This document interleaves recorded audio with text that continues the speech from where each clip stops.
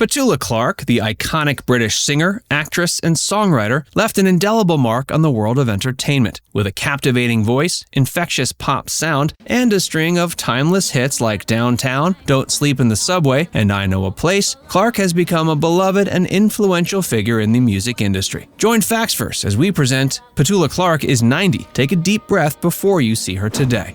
Early years. Petula Clark, born November 15, 1932, in Epsom, Surrey, is a renowned British singer, actress, and songwriter. She began at a young age displaying talents in singing and acting. Her early life was shaped by a supportive family and a love for performing. Her father, Leslie Clark, was a well-known British theater artist, and her mother, Doris, was a talented pianist. From a young age, she showed a natural aptitude for music and performance, and she started singing on BBC Radio at just 7 years old. In her early teens, Clark made her debut in the entertainment industry as a child actress, starring in various British films and radio productions. Her breakthrough came in the 1940s when she recorded her first hit single, Put Your Shoes On, Lucy, at age 14. Her early success led to her becoming a popular figure in the British music scene, and she gained international recognition in the 60s with hits like Downtown, Don't Sleep in the Subway, and I Know a Place. Her distinctive voice, coupled with her ability to deliver emotional and infectious performances, endeared her to audiences around the world.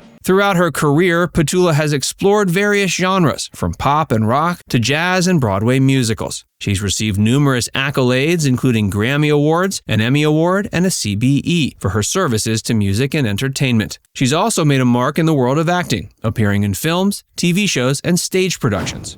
Career highlights. Clark's music career took off in the 60s when she released that string of chart-topping hits, including Downtown, Don't Sleep in the Subway, and I Know a Place. They became international successes, propelling her to global stardom and earning her a dedicated fan base. She found immense success across Europe, the US, and beyond, earning recognition and acclaim for her captivating voice and infectious pop sound. In 1964, she won the Grammy for Best Rock and Roll Recording for her hit song Downtown. And in 1965, she won the Grammy for Best Female Vocal Performance for I Know a Place. Clark has showcased her talents in acting too. Notable acting highlights include her role in the film Goodbye, Mr. Chips, which earned her a Golden Globe nomination, and the lead role in the Broadway musical Sunset Boulevard in 1996. With her signature voice, charisma, and timeless appeal, Clark has become a cultural icon. Her songs have become synonymous with the era, and her music continues to resonate with audiences of all ages. One of the most remarkable aspects of Clark's career is her longevity. She's remained active and relevant in the industry for over 7 decades, continually reinventing herself while staying true to her unique style and artistic vision.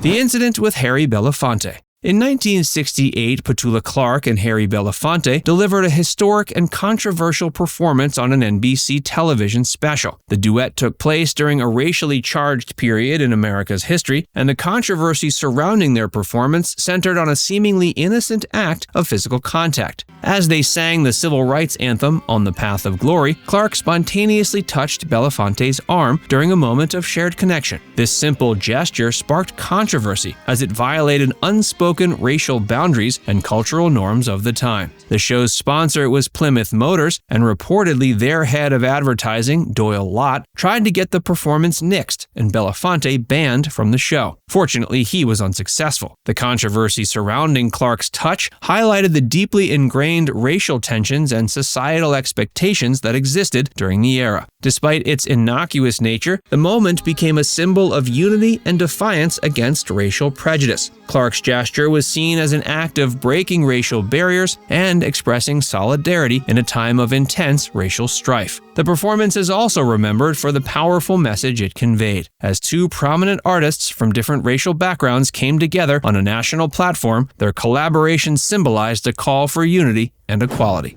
War Blitz Story. Petula told NPR a wild story about performing during World War II. She talked about how, when she was 8 years old and living in London, there was a theater near her that the BBC would use to record and broadcast messages. They used it because it was located underground, safer from potential harm. And that harm was a very real thing, as this was the time of the air raids and the Blitz of London. The BBC would often have kids in the theater, there to record messages of hope and connection to their older family members serving abroad. On one occasion, the bombing on the streets of London, just above the theater, was so loud and raucous that all the kids were frozen with fear. The BBC workers frantically tried to think of something to calm their nerves. They asked if any of them would like to perform or read some poetry or anything that might take everyone's mind off the attack above. According to Clark, none of the other kids moved a muscle, but she jumped up and volunteered. Clark said, quote, "I was 8 years old, very small, and they put me on a box so that I could reach the microphone. And I sang."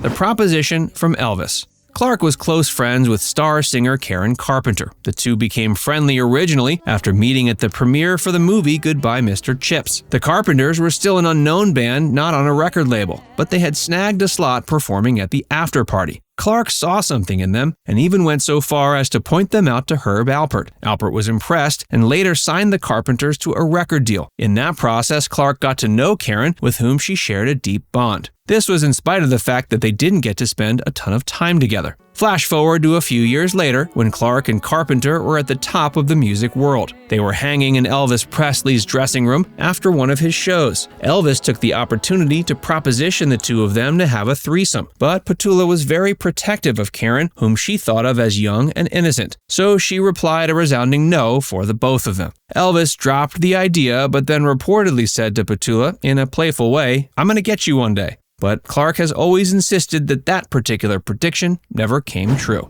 Clark's later years. In her later years, Petula Clark continues to be an active and vibrant presence in the entertainment industry. While she has scaled back her touring schedule, she has not slowed down in terms of her artistic pursuits. She's remained dedicated to her craft, engaging in various projects and collaborations that showcase her enduring talent and versatility. One notable aspect of her later years is her exploration of different musical genres and styles. She's ventured into the realms of jazz, blues, and even French chanson, expanding her artistic horizons and captivating audiences with interpretations of beloved classics. Additionally, she's continued to make occasional appearances on stage, captivating audiences with her powerful voice and magnetic stage presence. Whether it's an intimate concert setting or larger theatrical productions, she can command the stage and create a profound connection with her audience. She's also been involved with charitable work and philanthropy, lending her support to various causes, including organizations focused on children's health and well-being.